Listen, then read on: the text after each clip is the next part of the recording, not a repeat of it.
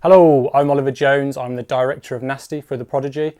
This video is probably about a year and a half overdue, so I'm sorry about that, but a few of you have been asking me about how I made the video. So I guess it all dates back to 2013 when I directed and animated a video for a band called Bovine, which used a technique called rotoscoping, where you film actors and then you draw over each frame or every other frame. Fast forward to 2014, around September, October time, I was juggling two jobs. I was directing and animated a video for a band called Silosis, and I was also working full-time as a media teacher. And those two things weren't gelling because I was behind on my video and I was also behind on marking and stuff like that for teaching. So it wasn't a very good situation to be in. And then one day I had an email from a guy called Rob Collins from a record label called Cooking Vinyl saying one of his artists had seen my video for Bovine and really wanted me to direct a animated video for them. He told me it was a big artist but wouldn't tell me who it was.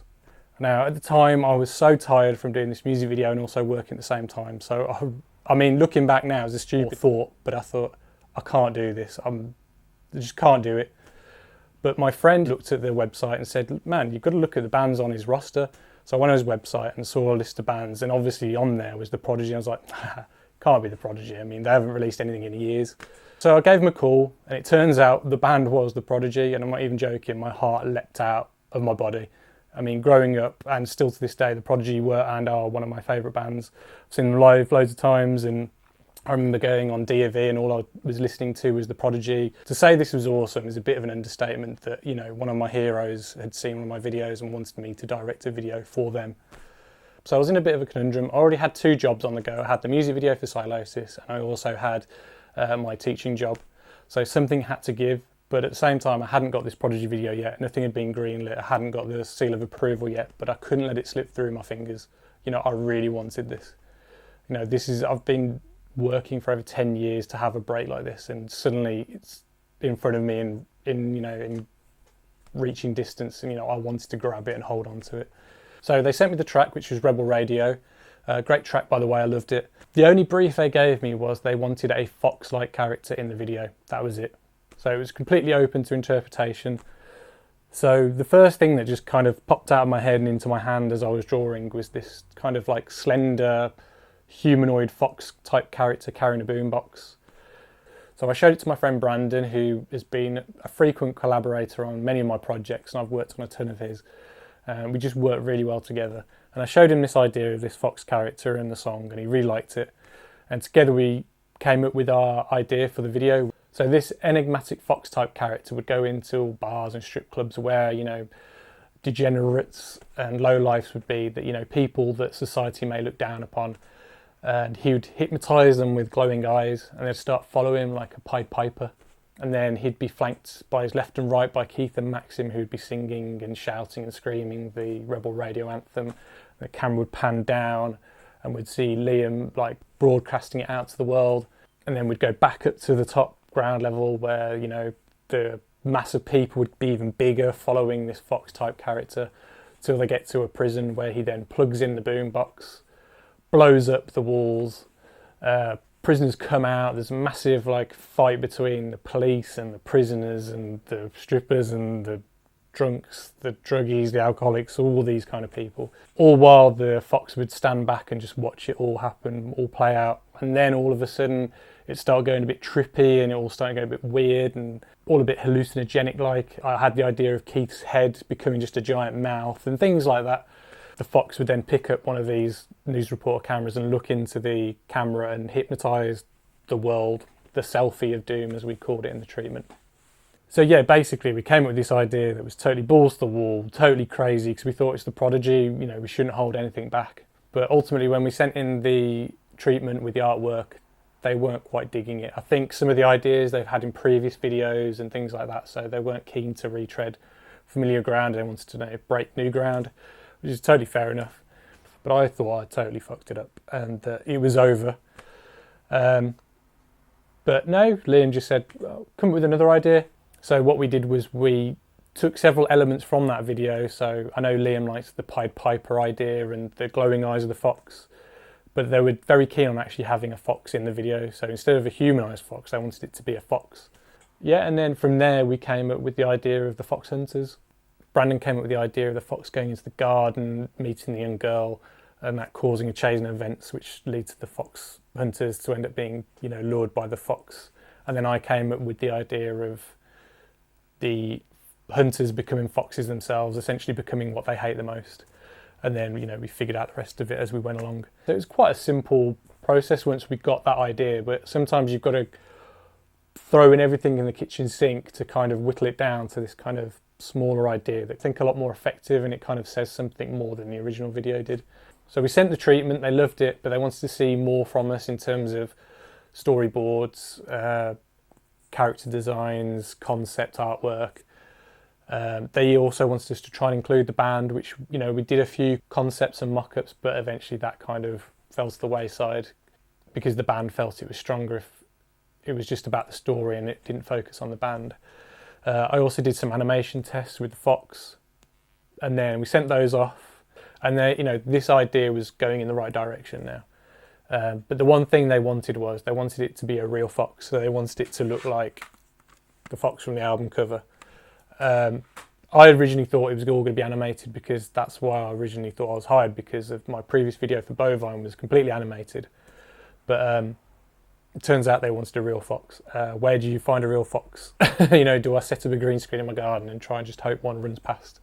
But no, I went online, typed in animal actors was the first thing I typed in. First result was animalactors.co.uk. So phone them up. Do you have a fox? Yeah, we've got a fox. How much is it? £1,000 a day. £1,000 a day. So we had a good solid concept. We had a real fox, and all we needed was the green light from Liam. And luckily, he loved the idea, and he greenlit the video. And I can't even tell you how happy I was. Like, it blew my mind. I know I'm quite monotone and a bit subdued, but like, I was genuinely really happy. That same night, I went to go and pick up my girlfriend from work, and a fox ran past me, and I thought that's a good omen. Not that kind of omen, but, you know, an omen. But now I had 3 jobs. So I had the Prodigy job, I had the Silosis job, and I had the teaching job. What was I going to do? So teaching job went. Luckily, I wasn't on a contract, so I just went bye-bye. And then I said to Cooking Vine, okay, I've got this music video that I need to finish before I can start your one. And they wanted the Prodigy video in 2.5 months at that time.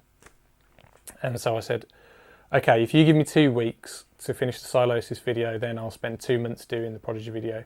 And they were cool with that, and they let me do that, and I don't think I've worked harder in my life. That was a grueling 2 weeks to try and finish that Silosis video. But luckily I did it, and, you know, it did quite well and people enjoyed it, so that's cool. And then we started the Prodigy video. So the first day we shot with the Hunters and cast 4 of my best friends to play the Hunters. I had Chris Kenyon as the lead, his brother Rob Kenyon, Mark Breeze, and also Paul Nadin. Not Scroobius Pip. A lot of people think it's Scroobius Pip, but it's not him. We shot on the green screen, and the reason why I shoot on the green screen, even though I'm drawing over it, is because there's no other information around it to kind of disrupt what I'm going to be drawing over. So it's just a lot easier and cleaner. And also when I'm coming up with rough composites of like the hunters riding past one another and things like that, I can key out the green and things like that and just make sure that it looks good before I start animating it.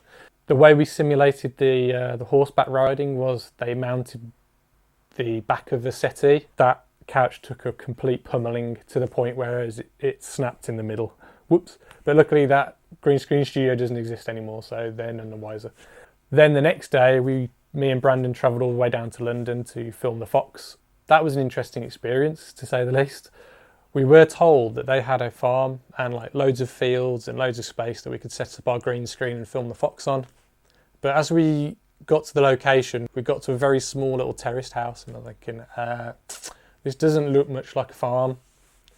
So we knock on the door. We're at the right place, so that's good for starters. But it turns out we couldn't film in the farm because if the fox got loose, they would never see the fox ever again. So we had to film in their back garden on their patio, which was, you know, it was fine. We got it done.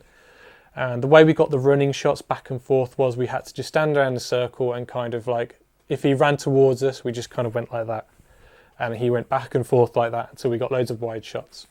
And then we kind of put in obstacles, so we put like chairs and tables all around, and he'd climb on top of it or climb underneath it. And then we'd put clothes on top of him, and we'd tickle him, and his head would pop up out of the clothes. It was a lovely experience, really interesting family, and I mean that in the nicest, kindest way. A bit mad, but lovely. I mean, at one point I was in the garden and I thought something was watching me. It was very strange. And I turned to my left at some point, and there were loads of these little monkeys just looking at me, just kind of wondering what we were doing. I was like, I've got monkeys. Just to let you know, they do supply animals for like feature films and things like that. I think they supplied all the animals for the Brad Pitt film Fury. Anyway, we tried to get the fox to sign the contract. That didn't work very well. So just to backtrack a tad, originally we had 2 months to make the video, and I was going to animate the whole thing myself. But somewhere along the pre-production stages, we were actually only given a month to complete the whole video. So at this late stage in the game, I had to hire 2 additional animators, and I didn't know where to get 2 of those from at such short notice. So I just thought, well, I'll contact my old university and see if they have anybody they can recommend. And they recommended a girl called Camilla and a guy called Reg, and both of them, within a few minutes of me emailing them, signed on and were part of the video. So with filming complete, we had to assemble the video together. I mean, luckily it didn't take too long, and I mean, we actually didn't have long to put it together anyway because we had to start animating it. And I started to divvy up all the shots between myself and Camilla and Reg. And so we had about a minute's worth of animation to complete each. I'd sent out the shots and we all started to animate, but then all of a sudden I got an email saying that they were changing the song on us, and my heart sunk. I mean, I was wondering, are we going to have to reshoot the whole video? We have to come up with a new concept, what? But luckily we were keeping the same concept, so that's okay. The song was actually 30 seconds shorter, which means we actually had less animation to do. And not only that, I think it's a better song, not necessarily better than Rebel Radio, but better fit for the video, because I think they're both great songs. But for our video, Nasty was a much better fit. So in about 3 weeks, we had animated and composited the entire video. Me, Reg and Camilla obviously did all the animation, and Brandon did 90% of the compositing and came up with that great visual style where the camera like zooms in and zooms out, pulls around the characters and stuff like that, really bringing the video to life. I think with the skin of our teeth, we just about finished the video within about a few seconds of the deadline. There was a lot of sleepless nights. I think most nights I went to bed at about 3 or 4.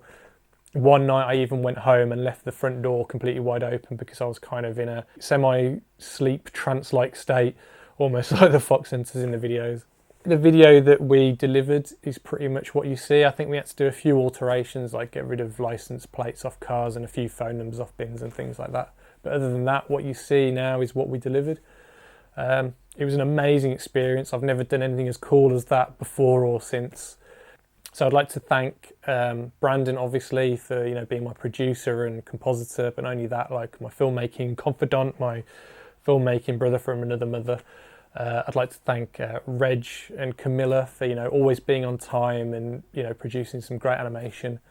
I'd like to thank all of those at Cooking Vinyl, Rob Collins and Chris Farrow and everyone else, for believing in me, and obviously the actors, so Rob Kenyon, Chris Kenyon, Mark Breeze, Paul Nadin, and of course Oscar the Fox, can't forget Oscar. I also want to thank, of course, the Prodigy, so Liam, Keith, Maxim, for giving me such an amazing track to work with.